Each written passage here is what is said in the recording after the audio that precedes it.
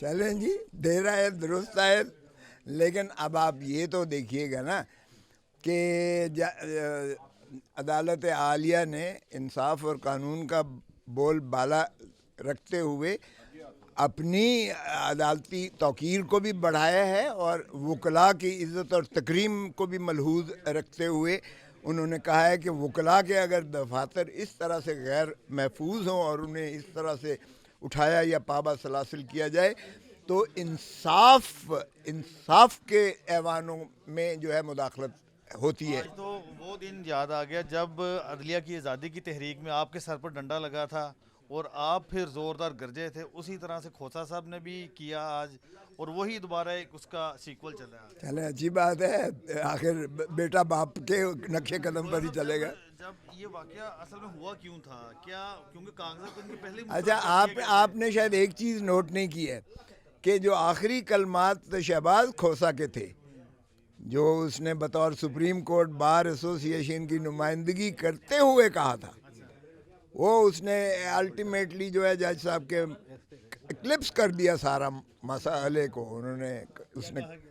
اس نے کہا کہ جناب، ہم آپ کی عزت اور تکریم کے لیے ہر موقع پر آگے آتے ہیں جب آپ کا آتی ہے، ایسا ریت نہ ڈالیں کہ وکیل کا جو ہے وہ یلغار ہو اور آپ ہماری جو ہے اس پہ نہ آئیں، کیونکہ اس طرح انصاف کے ایوانوں میں جو ہے وہ معاونت نہیں مل سکے گی آپ کو وکلاء کی جانب سے، جس کی آپ اس لیے کوئی اسٹرانگ قسم کا آرڈر کریں تاکہ وکلاء کو تحفظ ہو، اپنے پیشہ ورانہ جو ہے آج صلاحیت۔ پھر جسٹس نجفی صاحب نے وہ آرڈر کیا، انہوں نے ایف آئی آر خارج کر دی، ہتھ کڑیاں کھلوائیں جی کھوسا صاحب جی، ایسا ہی ہے۔ تو کھوسا صاحب یہ بھی بتائیے گا کہ اب این اے 122 سے آپ بھی کینڈیڈیٹ ہیں، خرم صاحب کے نومینیشن ریجیکٹ کیے انہوں نے، اس کے علاوہ اور 400 سے زائد لوگوں کے نومینیشن ریجیکٹ ہوئے، 2 دن باقی رہ گئے، کس طرح سے اپیلیں دائر ہوں گی؟ کوئی بات نہیں، جتنی اپیلیں ہوں گی، وگرنہ ہمارے پاس متبادل امیدوار ہر حلقے میں موجود ہیں، ایک سے جن کے زیادہ ریجیکٹ ہوئے ان کے متبادل ہیں آپ کے پاس؟ ایک سے زیادہ ہیں ہمارے پاس،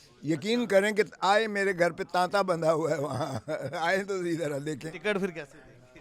ٹکٹ تو پھر دیکھیں، ہماری تو ریکمنڈیشن جائے گی، خان صاحب نے الٹیمیٹلی کرنا ہے، اور وہ صوبائی جو ہے صدور سارے صوبائی تنظیمیں وہ ان کو ریکمینڈ کریں گی اور خان صاحب اس کو فائنلائز کریں گے۔ اچھا کھوسا صاحب، ایک بات یہ بھی پتہ چلی ہے، آپ کے ہی جو وکیل انہوں نے بتائی ہے کہ ہائی کورٹ کے ارد گرد پولیس کا پہرا ہے، جس کی وجہ سے لوگ اپیلیں دائر کرنے سے کترا رہے ہیں، یہ بھی خوف و ہراس۔ ہاں، یہ تو آپ کو پتہ ہی ہے، ریٹرننگ آفیسر ساروں کے باہر جو ہے پولیس ہی پولیس ہوتی تھی، اور پروپوزر اور سیکنڈر کو اندر نہیں جانے دیا جاتا تھا، اور پہلے تو کاغذات نامزدگی داخل کرنے کے بعد بھی یہی ہوا تھا حشر، پھر جب آپ کی یہ پڑتال جانچ پڑتال والا مرحلہ آیا اس میں بھی یہی کام کیا گیا، بلکہ وکلاء تک کو جو ہے گرفتار کر لیا گیا، اور پھر باروں نے ریئیکٹ کیا تو پھر جو ہے ان کو مخلصی ملی، اور اب فائنلی یہ ایک حرکت رہ گئی ہے، اس کو بھی پورا کر کے دیکھ لیں۔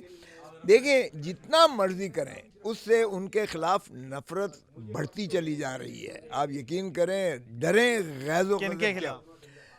پی ڈی ایم کے خلاف، ظاہر ہے جو مخالف جماعتیں ہیں، اب یہ 8 فروری کو ایسا بھاگنے کی کوشش کر رہے ہیں، یہ راہ فرار ڈھونڈ رہے ہیں، انہیں ملے گا شیروانیاں نہیں۔ سلوا لی ہیں۔ چلیں اچھی بات ہے، اچھی بات ہے، اسی غلط فہمی یا خوش فہمی میں رہیں، ہم تو چاہتے ہیں، اور پھر ان کو جاتا ہوا کوئی نہیں دیکھے گا، انہوں نے دھرتی ماں کو لوٹا ہے، اور یہ پھر سمجھتے ہیں کہ عوام بے وقوف بن جائے گی اور پھر چوتھی مرتبہ دھرتی ماں کو لوٹ کر یہ جائیں گے، اس مرتبہ عوام دھوکے میں آنے والی نہیں ہے، آپ دیکھیں گے۔ کھوسا صاحب، میں سمجھتا ہوں کہ جتنا انتقامی کارروائی کا نشانہ آپ کی فیملی کو بنایا گیا، پہلے آپ کی بہو کو گرفتار کیا گیا، پھر خرم کھوسا صاحب کو ہتھ کڑیاں لگائی گئیں، تو کیا میرے گھر پر پھر آپ گڈیاں برسائی گئیں، پھر مجھے لفٹ کی سیر کرائی گئی، پھر میرے بیٹے کو 13 کروڑ اور 80 لاکھ کا نوٹس دے دیا گیا انکم ٹیکس دینے کا، اور یار یہ چیزیں تو چلتی ہیں تجھے اونچا اڑانے کے لیے، یہ ان چیزوں سے کبھی کھوسا مقاصد فیملی۔ کیا ہیں ان کے؟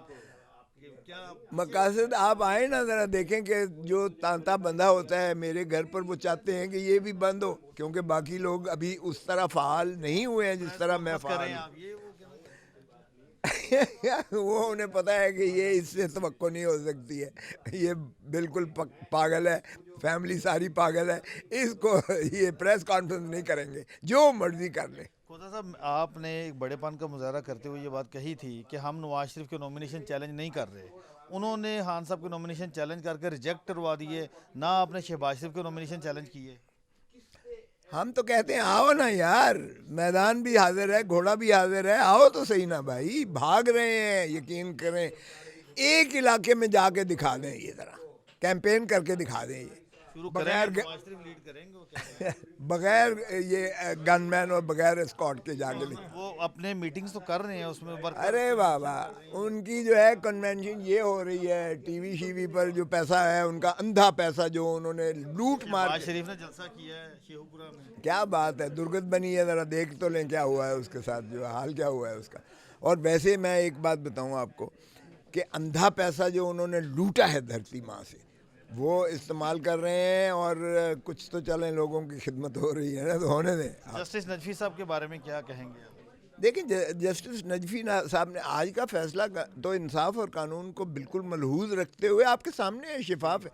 उन्होंने कहा टेप दिखा दो जिसमें आपने खुद एफआईआर में लिखा है कि ये चीज़ें जो है मौजूद हैं, कि आपने कहा कि टेप मौजूद है, आपने ये इल्ज़ाम लगाया कि वर्दी फाड़ी, दिखा दें। आपने कहा ये मुसल्ला थे और इन्होंने धमकी दी, वो दिखा दें। आपने कहा कि ये जो है वायरलेस सेट्स इन्होंने छीन लिए, वो दिखा दें, उसमें कोई है। आपने कहा कि ये जो है इन्होंने 10-11 बंदों ने जो है बलवा किया, वो दिखा दें। तो वो तो उन्होंने तस्लीम किया कि इस वीडियो में कोई ऐसी चीज़ नहीं है। तो जज साहब ने खुद सुनी, उन्होंने कहा हाँ ज़रा थोड़ी आवाज़ ऊंची ज़रूर थी, वो तो जज्बात में थी, लेकिन इससे कोई जुर्म मुतरश्शे नहीं होता इससे। इसलिए उन्होंने कहा कोई काबिल दस्तंदाजी जुर्म चूँकि नहीं साबित कर सका और बार बार कहने के बावजूद है, तो उन्होंने कहा कि ये बदनीयती पर मबनी एफआईआर है जो क्वाश की जाती है। Thank you very much. Thank you.